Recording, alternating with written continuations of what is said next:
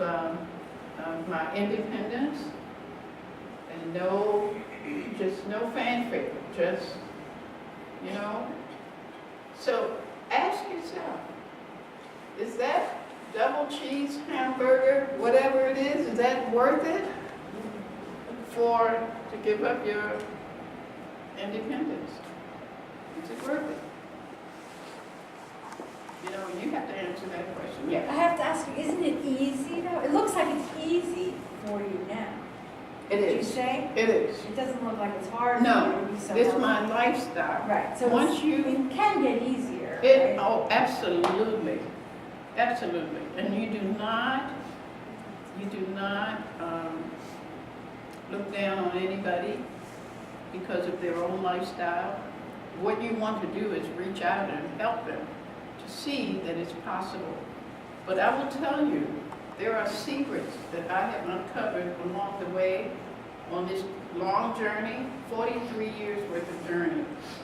Mother Nature is very, very, very, very smart and wise. And for me, I call it Mother Nature because it's like the entire world. But you can call Mother Nature God, Jesus, Jehovah, Allah. You can call Mother Nature whatever you would like to call. I call it Mother Nature because it's just universal. Everybody understands when I say Mother Nature.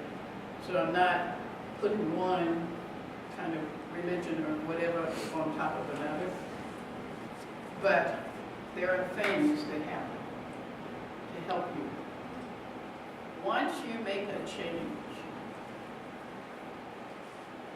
it's easier to hold on to the change.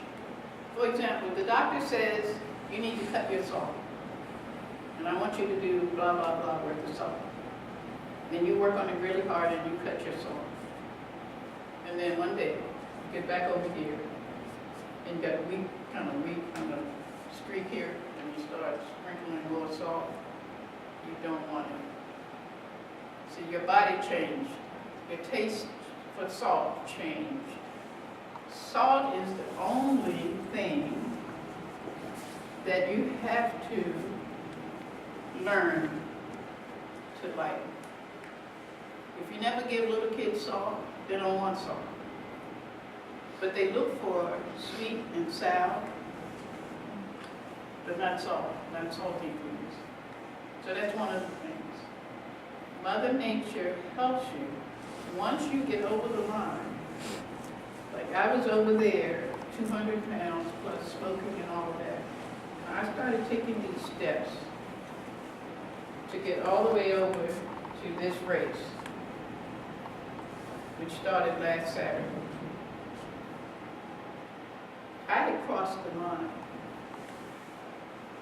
There's a line right there. I had crossed the line over to this side with health, fitness, and nutrition, the ultimate. To be healthy to the point where as I said, my resting heart rate is 28 beats a minute. My heart is so strong it doesn't need to beat that rapidly. I'm over the line. I have the same relationship with eating that pen that's on the table here that I have with eating what I used to love with German chocolate cake. It just doesn't exist in my life. It doesn't exist anywhere, the German chocolate cake. So I don't want it. Even if it was the best thing on the world, I don't want it. So you're right, it's easy. But it takes some steps to get there. But you can get there. And there are these things to help you along the way. You know, it's all about health, fitness, and nutrition. It's all about those three things. You can't just do nutrition and think you're going to be healthy and fit. You can't just be healthy and think you're going to automatically eat right and you will be fit. And the same with, you can't be fit without the proper nutrition and the proper health. And when I say health, it is like the information is all there. All the doctors and, you know, everything is there having to do with health. You have to take advantage of it. You have to go to the doctor when you're supposed to. You have to follow the doctor's orders when you are supposed to. And I say that because sometimes I do not follow the doctor's orders because they do not know enough about nutrition. Doctors, MDs, were not trained to be nutritionists. They just weren't. So lots of times I feel like I know more about nutrition than they do, and then I bring the journal references to help them to understand where I'm coming from. So you got to be intelligent about this and kind of peek through, and you have to let them understand that you do not fit in that journal. American, the journal of the American Heart Association for your age. Because if they look at you, they look at me just through the age, I would be in real trouble. Because they would not want me to be as fit as I know I can be. Because they would say, don't go on your bare feet, and don't do this, and don't do that. And I talked to my primary doctor before going to this race, and I also talked to a podiatrist, talked to the cardiologist, and the most important person on the team is the endocrinologist. He is the most important, not the skeletal doctor or the muscle, the endocrinologist. And I talked to them all, and I asked them all the same question. I'm going to embark on this adventure, and I want to know, what do you think that I should look out for in your area of specialty to know that I'm on target or not on target? And they could not answer that, which was good. What they said was, only thing I can tell you is listen to your body. That's all. Just listen to your body. And that's what I did. I listened to my body and I heard nothing. For the whole time I heard nothing. So that was, the human body is absolutely amazing. We were not born with shoes on. And we were born to move. And we haven't been moving because, especially in this country with everything, we've gotten spoiled. We push a button for this, we push a button for that, we drive, park right there, we don't move. We move the least amount possible given our lifestyle. And we need to move more because the body responds to the moving. So, rather than sitting, next time I come here, we will not have chairs. Okay? We will not have chairs. You're going to have to stand up the whole time. I got a question. Okay. How did you quit smoking? That was the easiest. Looking back, I'll tell you why, because I didn't have to smoke to live, but I had to eat to live. So I was able to quit the smoking much easier than anything. Are you a smoker? No. She has a question over here. Yes. During a race, was there different types of terrain? Say that again? Like different types of, was there like different types of terrain that you ran on? It was the same terrain. Terrain. It's the same terrain the whole Oh, time. you mean was for this 6-day race? Yeah. Yeah, it was a little bit of tile. Nice, big, probably cement. And then most of it was sandy, like you see in the picture. Loose kind of pebbles, sandy. And then asphalt. There was one hill. It started out like this at the beginning, little tiny hill. And by the time it ended, She means it's like that after 144 hours. Yeah, Not at the beginning. That's not how steep the hill is. yeah. You don't get bored. Mm-mm. You don't get bored. No, I'll tell you why. Because with chi running, you are it's a lot of internal in your mind.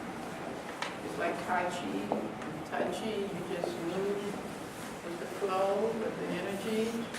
And with chi running, you just move with the flow of the energy. So you're not really there, not really Right, there. mindful. So it was a 1 mile loop, and every 4 hours we're going to change directions. But I never got bored. I stayed right in the present. You know, I didn't think about, oh, you got 5 more days to go or anything. I stayed right there in the present, and I was interested in knowing what my body was doing and whether or not it was going to say something, you know, like your foot was hurting or something. And I just stayed inside. I listened to music part of the time. I don't usually listen to music, but I felt like I needed to be prepared because this was my first 6-day race. So I listened to music part of the time, and that was helpful. We had the world-class runner who set the world's record in almost every endurance race ever, and he ran 645 miles in a 6-day race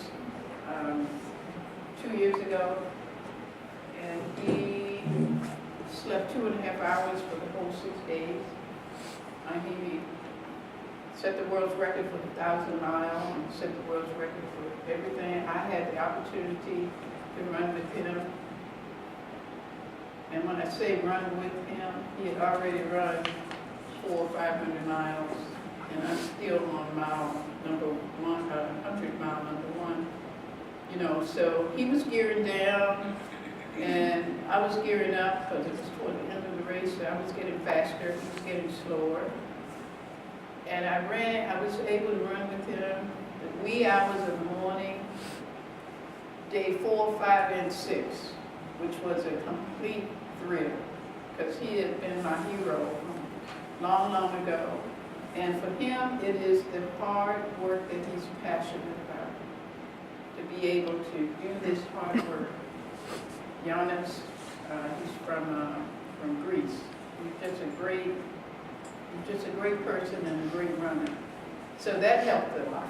I was just so, at one point we got to the sort of fork in the road where we needed to make this turn, and we were on the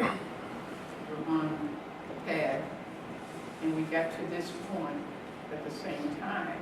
And I'm going to yield to him because, he's who he is. And he says to me, you go first, madam, you go first. And I'm just nearly fainting, you know. So we ran together. I knew who he was. He had no clue who I was. And he was aware of me. I knew he was aware of me. And he would pass me, and I would pass him. And at one point, Stephanie, you don't know this, and I'm so sorry that there are no real, they had a live camera on us that people at home could see us, if they could catch us when we ran by the camera. I had on my boot camp shirt running across the mat, side by side with Giannis. Nice. And I went to the race people to ask a little later, and they said, oh no, we're sorry, we didn't capture that, with the other camera. And I'm so sorry, because that was going to be a story in itself. Yeah, that would be cool. That was cool. So, tell me about the time. I think we're going to lose the room at 9 o'clock.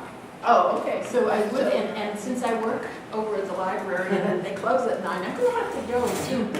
I would really love it if I could have the feedback that I'm hoping you're willing to give me on the forms. And you can leave them with me and we can do them tonight. Yeah. Any last minute questions? That'd be great. I had just Yeah. one area in terms of developing your diet. If you were trying to say, make that kind of change now, is there a reference or something that you might point people to as a way of just getting a sense of how to balance the right foods? Okay, you can do this on your own. Okay. Fruits, vegetables, whole grains, beans, seeds, and nuts.